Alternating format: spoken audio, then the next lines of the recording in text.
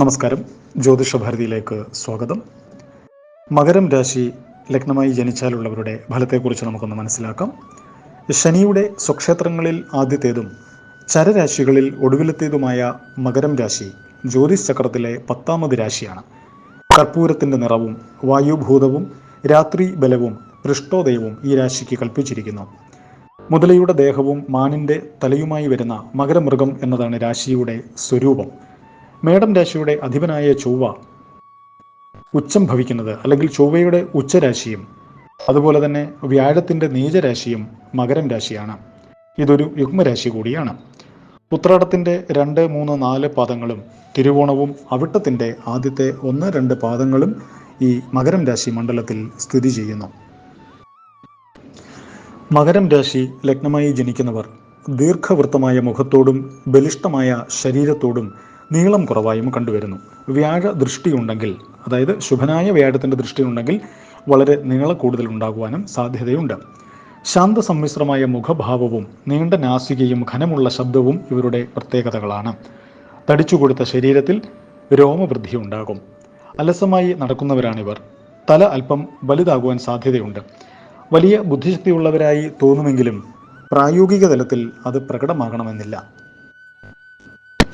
ഉദാരമതികളായ ഇവർ ന്യായത്തിൻ്റെ ഭാഗത്ത് നിലയുറപ്പിക്കുന്നവരാണ്. പ്രത്യേകമായ ഒരു ചട്ടക്കൂടിനകത്തു നിന്ന് മാത്രമേ ഇവർ എന്ത് പ്രവൃത്തിയും ചെയ്യുകയുള്ളൂ. അഭിമാനിക്കാവുന്ന വിധത്തിലുള്ള ധനസമ്പാദന മാർഗങ്ങളിൽ ഇവർ എപ്പോഴും വ്യാപൃതരാകുന്നു. പൊതുജനങ്ങൾ ഇവരെ ബഹുമാനിക്കുകയും ഒറ്റക്കെട്ടായി നിന്ന് ഇവർക്ക് വേണ്ട സഹായങ്ങൾ ചെയ്യാൻ ശ്രമിക്കുകയും ചെയ്യും. അന്യരുടെ അഭിപ്രായം ഇവർ സാധാരണഗതിയിൽ മുഖവിലക്കെടുക്കാറില്ല.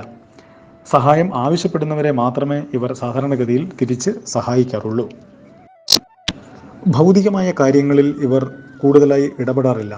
സന്താനങ്ങളെയും പങ്കാളിയെയും സ്നേഹിക്കാനും പരിപാലിക്കാനും ഇവർക്ക് കഴിവുണ്ടാകും. ഭാര്യാപുത്രാദികൾ അവരുടെ കാര്യലാഭത്തിനായി ഇവരെ എപ്പോഴും പ്രോത്സാഹിപ്പിച്ചുകൊണ്ടിരിക്കും. മകരലഗ്നക്കാർ കൃഷി, കച്ചവടം, ഉദ്യോഗം, കലാപ്രവർത്തനങ്ങൾ എന്നിവയിൽ വളരെ ശോഭിക്കാറുണ്ട്. നിസർഗ കർമ്മസ്ഥാനമായതിനാൽ മിക്കവാറും എല്ലാ തൊഴിൽ മേഖലകളെയും മകരം രാശിയുടെ അധിപനായ ശനിഗ്രഹത്തെ കൊണ്ടും അടിസ്ഥാനപരമായി ചിന്തിക്കാറുണ്ട്.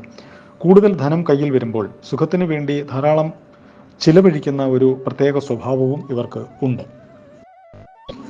വീണ്ടു വിചാരമില്ലാതെ പ്രവർത്തിക്കുന്ന ശീലം ഇവരിൽ മിക്കവർക്കും കാണാറുണ്ട്. ഇടപെടുന്നവർ കബളിപ്പിക്കുമോ എന്നൊരു ആശങ്ക അല്ലെങ്കിൽ ചിന്ത ഇവരെ എപ്പോഴും അലട്ടിക്കൊണ്ടിരിക്കും. വാദം, ശ്വാസകോശ സംബന്ധമായ രോഗങ്ങൾ, ആസ്മ, തലനീരിറക്കം എന്നീ രോഗങ്ങൾ ഈ മകരലഗ്നത്തിൽ ജനിച്ച വ്യക്തികൾ ശ്രദ്ധിക്കേണ്ടതാണ്. 7ാം ഭാവമായ കർക്കിടകത്തിൽ ഒരു ക്ഷീണഗ്രഹം നിന്നാൽ ഭാര്യ മുഖേന ക്ലേശം ഉണ്ടാകുവാൻ സാധ്യത വളരെ കൂടുതലാണ്. ശുക്രന്, അതായത് വിവാഹകാരകനായ ശുക്രന് പാപമധ്യ സ്ഥിതി വരികയും ബലക്കുറവ് ഉണ്ടാവുകയൊക്കെ ചെയ്തു കഴിഞ്ഞാൽ വിവാഹബന്ധം വേർപെടുവാനോ അകന്നു താമസിക്കുവാനോ സാധ്യത കാണുന്നുണ്ട്. വിവാഹകാരകനായ ശുക്രൻ ബലവാനാണെങ്കിൽ ദാമ്പത്യ സുഖം ലഭിക്കുകയും ചെയ്യും. ഇത് ഓരോ വ്യക്തിയുടെയും ഗ്രഹനിലകളെ അടിസ്ഥാനമാക്കി വ്യത്യസ്തപ്പെട്ടുകൊണ്ടിരിക്കും. വേണ്ടപ്പെട്ടവരുമായി എന്ത് കാര്യത്തിന് ഇടപെട്ടാലും ഒരു അപജയം ഉണ്ടാകുവാൻ സാധ്യതയുണ്ട്. സഹോദര ഗുണം വളരെ വിരളമായിരിക്കും. ഭരണകർത്താവായി ശോഭിക്കാൻ കഴിയുന്ന രാശിക്കാരാണ് ഇവർ. കുജൻ ഉച്ചം ഭവിക്കുന്ന രാശിയായതിനാൽ ഇവർക്ക് ഭൂമി, വാഹനം, ഗൃഹം എന്നിവ അനുഭവത്തിൽ വരുന്നു. പുരാതന രീതിയിലുള്ള ഗൃഹനിർമ്മാണത്തോടും അതുപോലെ അത്തരത്തിലുള്ളൊരു ജീവിതശൈലിയോടും ഇവർക്ക് മമത അല്ലെങ്കിൽ താല്പര്യം അല്പം കൂടുതലായിരിക്കും. ഇവർ സാധാരണഗതിയിൽ ആരെയും കൂടുതലായി അടുപ്പിക്കാറില്ല. എന്നാൽ അടുത്തു കഴിഞ്ഞാൽ എത്ര ബുദ്ധിമുട്ടുകൾ സഹിച്ചും ആ ബന്ധം നിലനിർത്തുവാൻ ശ്രമിക്കുന്നവരാണ്. ഇവരുടെ വൈരാഗ്യ ബുദ്ധി വളരെ കുഴപ്പങ്ങൾ ഉണ്ടാക്കും. മറ്റൊരാളിൻ്റെ രഹസ്യമായ എന്തെങ്കിലും ഒരു കാര്യം അറിയേണ്ട സാഹചര്യമുണ്ടായാൽ അത് മറ്റുള്ളവരോട് പറയുന്നത് ഇവർക്ക് ഒട്ടും ഇഷ്ടമല്ല. അവരോട് പുറമെ യാതൊരു വിരോധവും കാണിക്കുകയില്ല എങ്കിലും ഉള്ളിൽ ഇതെല്ലാം അവർ മറക്കാതെ സൂക്ഷിക്കുന്നവരായിരിക്കും. ഇവർക്ക് ജീവിതം ഒരു പോരാട്ടമാണ്. പോരാട്ടങ്ങളിൽ കൂടി ലഭിക്കുന്ന അനുഭവങ്ങൾ പഠിച്ചു മാത്രമാണ് ഇവർക്ക് ജീവിതത്തിലൊരു സ്ഥിരത കൈവരുന്നത്. മകരലഗ്നത്തിൽ ജനിച്ച സ്ത്രീകൾ രഹസ്യമായി പണം സമ്പാദിക്കുന്നതിനും അത് സൂക്ഷിച്ചു വയ്ക്കുന്നതിനും കഴിവുള്ളവരാണ്. അന്യരെ സഹായിച്ചാൽ അക്കാര്യം വരുന്നവരോടും പോകുന്നവരോടും എല്ലാം പറയുന്നത് ഒരു അഭിമാനമായി ഇവർ കരുതുന്നു. വീടും പരിസരവും ഇവർ വൃത്തിയായി സൂക്ഷിക്കുന്നവരാണ്. മനസ്സന്തോഷത്തോടും പുഞ്ചിരിയോടും കൂടി മാത്രമാണ് ഇവർ എന്ത് കാര്യവും ചെയ്യുന്നത്. എന്നാൽ ആരോഗ്യക്കുറവ് ഇവർക്കുണ്ടാകാൻ സാധ്യതയുണ്ട്.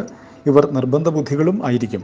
ശിരോരോഗം, വയറുവേദന തുടങ്ങിയ രോഗങ്ങൾ ഇവർ ശ്രദ്ധിക്കേണ്ടതാണ്. മകരലഗ്നത്തിന് 5ാം ഭാവാധിപനും 10ാം ഭാവാധിപനും ശുക്രനാണ്. ശുക്രനും ബുധനും ഇഷ്ടസ്ഥാനങ്ങളിൽ ബലവാന്മാരായി നിന്നാൽ രാജയോഗപ്രദങ്ങളായ അനുഭവങ്ങൾ മകരം രാശി ലഗ്നമായി ജനിക്കുന്നവർക്ക് ഉണ്ടാകും. ചന്ദ്രനും വ്യാഴവും അത്ര ഗുണപ്രദരല്ല. ശുക്രനും ശനിയും യോഗം ചെയ്ത് ബലവാന്മാരായി ഇഷ്ടസ്ഥാനങ്ങളിൽ നിന്നാൽ സൗഭാഗ്യ ജീവിതം ഇവർക്ക് ഉണ്ടാകുന്നതാണ്.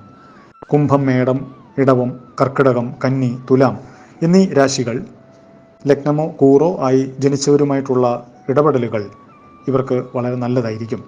തിങ്കൾ, ബുധൻ, വെള്ളി, ശനി ഈ ആഴ്ചകൾ ശുഭപ്രദമാണ്. ഇന്ദ്രനീലം, വജ്രം, മരതകം എന്നിവ അനുയോജ്യമായ രത്നങ്ങളും ആണ്.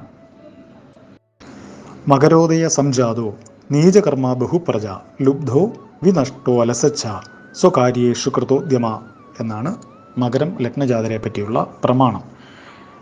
അതായത് ജനനം മകരലഗ്നത്തിലാകുന്നുവെങ്കിൽ അവർ നീചകർമ്മിയായും വളരെ സന്താനങ്ങളുള്ളവരായും വലിയ ലുബ്ധിയായും പലവിധ കഷ്ടനഷ്ടങ്ങൾ കൂടെ കൂടെ അനുഭവപ്പെടുന്നവനായും വലിയ അലസനായും എന്നാൽ തൻ്റേതായ കാര്യത്തിൽ, അതായത് തൻ കാര്യത്തിൽ മാത്രം എപ്പോഴും ഉദ്യുക്തനായും ഭവിക്കുമെന്ന് പ്രമാണസാരം. ഹരി ഓം തത്സത്. ജ്യോതിഷഭാരതി.